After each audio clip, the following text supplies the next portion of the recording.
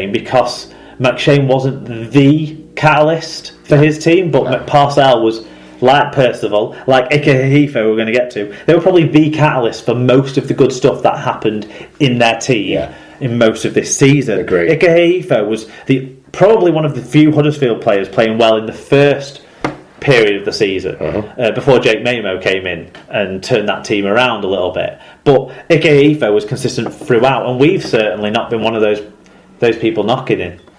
And then I think that's also why Sean O'Loughlin's got in there, having played 20 odd games at loose forward rather than the 7 out of his 29 that Cuthbertson was named on the team sheet as a loose forward rather than a prop forward. But I still might have gone Cuthbertson to squeeze him in, but it's a difficult call to make. And then I think Murdoch Masilla again he was so emblematic of that Salford team in the early stages of the season. If you think back to was it the win against Castleford where he ran with 6 blokes on his back twice to score tries ultimately won the game? Was it that game? Monster? Or was it another game? There was a couple of games like that early in the season particularly, and I think that he was more significant to his team than the other contenders, which for me would be Liam Farrell and Matty Ashurst. Yeah.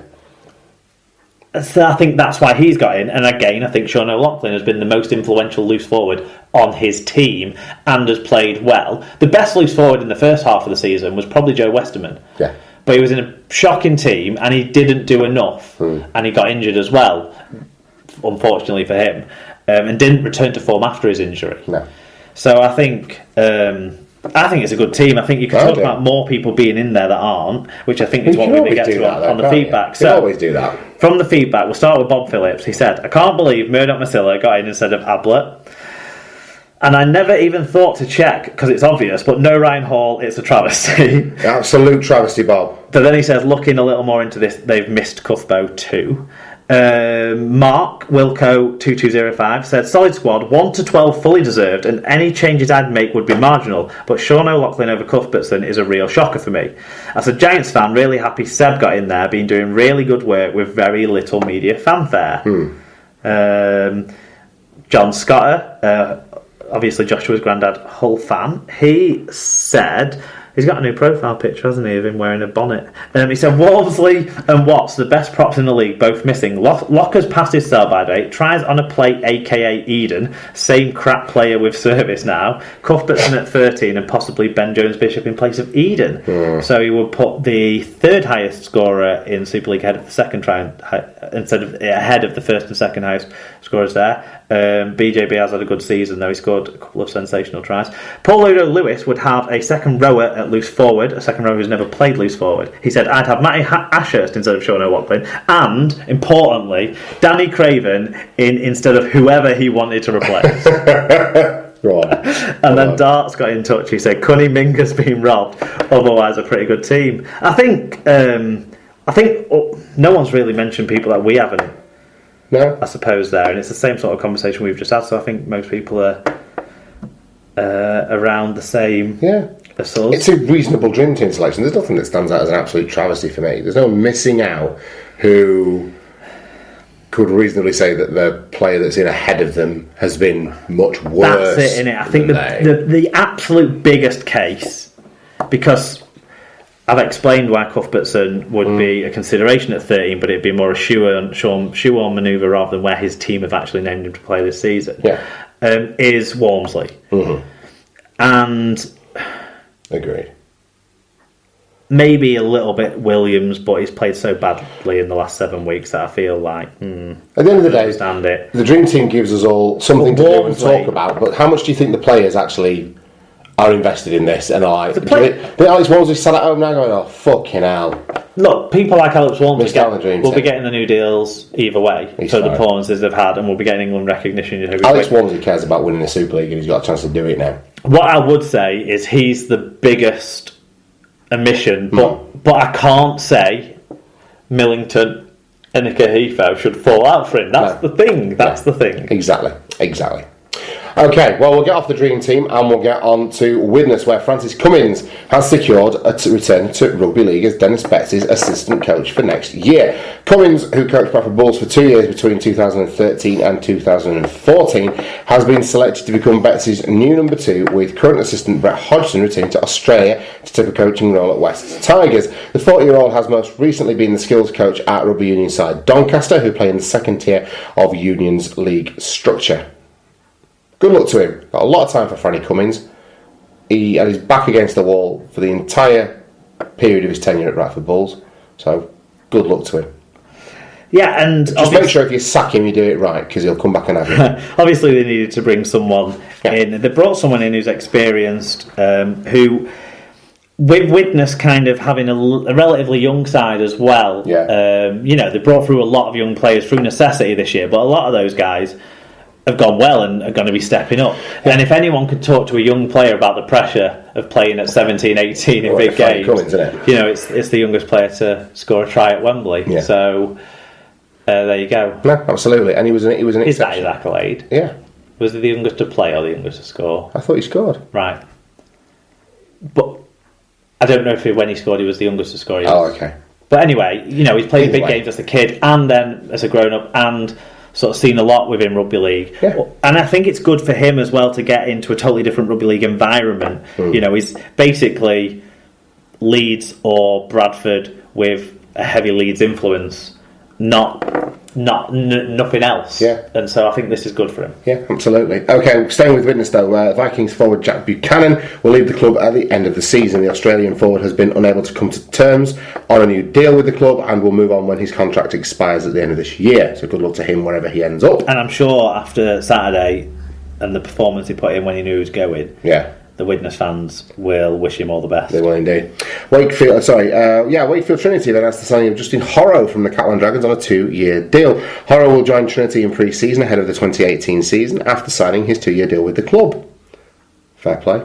The first off the sinking ship. I think he was decent last year for Catalan. I think less so this year, but who's been good this year? Been patchy this year, yeah. Exactly. Castleford have signed Sheffield Eagles winger Gary Lowe on a 2-year deal. The 23-year-old Papua New Guinea international scored 33 tries in 28 championship matches this season. The Tigers have agreed that Lowe can return to the Eagles on loan when he is not needed by the Super League side. Gary Lowe is 23. Shocker. That amazed me. He's 23 like Stan Jean was 23. Someone needs to chop his leg in half. He had a rough paper around, didn't he, that Gary Lowe? Mitchell Dart's, a big Gary Lowe fan as much as a big Cunny Minga fan, he said, well done, Castleford, bringing Gary Lowe into Super League. He could get 50 next year, ! And now he can be selected for PNG, he's mentioned. There you go. He gets around PNGians. Does that work? Do they have to be playing top flight or something? I can't remember why he wouldn't have been able to be selected before, but periodically on Facebook or on YouTube I get links to video footage of local games being played in Papua New Guinea between rival sides and things. It's just it's well worth a look to watch the lads play because it is brutal. The PNG side that are in the Interest Super Cup won that, didn't they? So well done to them, and that's good for the game, I would suggest. It's phenomenal. It's always amazing to watch, and PNG will be one of the sides I'll be very keen to keep an eye out for and watch on television when the World Cup comes. I think they opened their campaign against Uncle Two Skulls' Wales, don't they? So that'll be a huge game down in Port Moresby. It'll be massive, won't it? That's it, isn't it? Up in Port Moresby. Well, down for us. Up for Australians. Up for everyone. It's up in Port Moresby if you're not. Yeah, right, down in Port Moresby. Don't get me started. Prick. Right, okay. Well, moving on from we've got to worry about the flat earth now and do you know what? Try and figure out where we're at. I always have a good laugh at those. I enjoy reading about that. Okay. Featherstone Rovers have confirmed that 4 of their first team squad will be released at the end of the season, including long-serving halfback Kyle Briggs. The 30-year-old is currently in his 3rd spell with the Rovers, who will leave the LD Nutrition Stadium after making a total of 121 appearances for FEV, scoring over 600 points in the process. And Briggs will leave alongside first-team squad members Scott Turner, Daniel Igbinedian and Jamie Cording, the club have announced. I think they've opened the door for Kyle Briggs. I think Duffy's maybe had a bit of an about turn there, but some experience going there with Turner and Cording. Every time we've seen Scott Turner, he seems to be scoring tries still. So who knows? Bradford Bulls have announced that Elliot Minchella has joined his hometown club on a 2-year deal from beginning of next season. Minchella joins from the Sheffield Eagles and is the latest addition to the Bulls squad for their upcoming League One campaign. We've also locked down a couple of other first teamers to contracts this week. Joe Keys has signed up, and a couple of the youngsters, Oakes and Butterworth, I think, have also signed up. Minchella was totally buzzing, weren't he, to be... Well, he's a hometown lad. His dad is actually very active on the Bulls forums and is very... well informed on his rugby league as well, and I went back after it had been announced that Elliot Minchella had been signing, and you roll through kind of the ongoing conversation that's talking about what the Bulls squad's going to look like in 2018, and about a day before his dad had put on their new signing being announced tomorrow, and no one had really picked up on it at all. He just put it up there, and but yeah, no, it's nice to see like hometown lads putting pen to paper. I think that's a great way to start building the squad. The other one is Peltier. Not Peltier, Magrin. Oh yeah, he's the one who did the burglars in, isn't he? Yes. Yeah. He's put pen to paper as well, and he's a Bradford lad. So this is a good way to start building your squad, I would say. Moving on, Canterbury Bankstown Bulldogs have sacked coach Des Hassler. Desi has been in charge of the Bulldogs for 6 seasons and only signed a new contract with the club earlier this year, but he was informed by the Bulldogs hierarchy that they would be moving in a new direction ahead of 2018, with the search already underway for a new man to take the reins. Yeah, I mean, is that a decent... I think after a period of time you do need to freshen things up, and 6 years is a long time. And I think, never getting to the promised land, big changes in the squad now. The one thing that's been maybe criticised is he's been allowed to plan the rebuilding and restructuring of the squad, then he won't get to see that through. However, maybe the hierarchy were happy with the signings and not necessarily wanting them to play the same old way. Yeah. So it's going to be interesting to see. I mean, they've had a couple of their sort of heart and soul players taken out of that side for next year, haven't they? Jammer's gone. Yeah, Graham and his best mate, Reynolds. So it's going to be a different makeup to the dressing room, the whole thing. So maybe a fresh start is a sensible way to go for the Bulldogs. Possibly so. Lloyd White has been forced to withdraw from Wales's Rugby League squad. The 28-year-old hooker injured his hamstring playing for Widnes and has been ruled out. Wales coach John Keir has also already lost Ben Flower and Ollie Olds for the campaign because of injury. Yeah, I think it's really sad for Lloyd White, because I think he would have been an important and experienced part of that squad. In the sort of playmaking positions. It's a shame. And finally, Brian McDermott's USA Hawks have named their 23-man World Cup squad, featuring 12 players who have participated in the USARL's domestic club competition. Those players are, this is going to be a cornucopia of odd and long names, isn't it? Jonathan Taylor-Alley, wasn't he in... got thing with Tim Allen. Home Improvement. Jonathan Taylor-Alley of the Central Florida Warriors, Ryan Burrows of the Toronto Wolfpack, Charles C.J. Cortolano of the White Plains Wombats, Joseph Eichner of the Toronto Wolfpack, Beretta Faraimo of the New Zealand Warriors. He's the one who's going to be old next year. He is, yeah. Gabriel Farley of the Philadelphia Fight, Christian Freed of the White Plains Wombats. Daniel Howard. He was one of the star performers last time around 4 years ago, wasn't he, Christian Freed, the tiny fullback? Yes. Daniel Howard of the Wentworthville Magpies, Stephen Howard of the Mounties, Martwain Johnston of the Delaware Black Foxes. Martwain is a fucking brilliant name.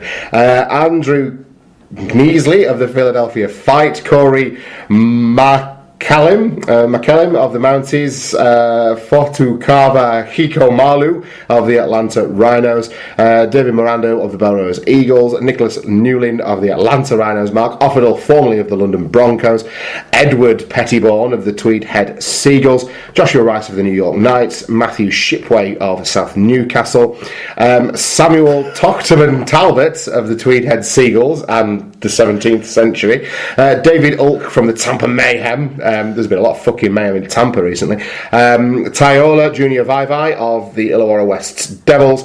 Matthew Walsh, also of the White Plains Wombats. The White Plains Wombats, very heavily represented Yeah, well, they're only in the second Or as Jonathan year. Ross calls them, the Right Plains Rombats. They're only in the second year of existence, I think, as well. There you go. Because I had to look them up to see where they Outskirts were. of New York City, ain't it? White Yeah. Plains. There you go. Anything you'd like to comment on? Well, The controversial inclusion of Mark Twain Johnston. Edward Payborn getting a full first name. What's he done? Super Eddie To Payborn. tick anyone off? There you go.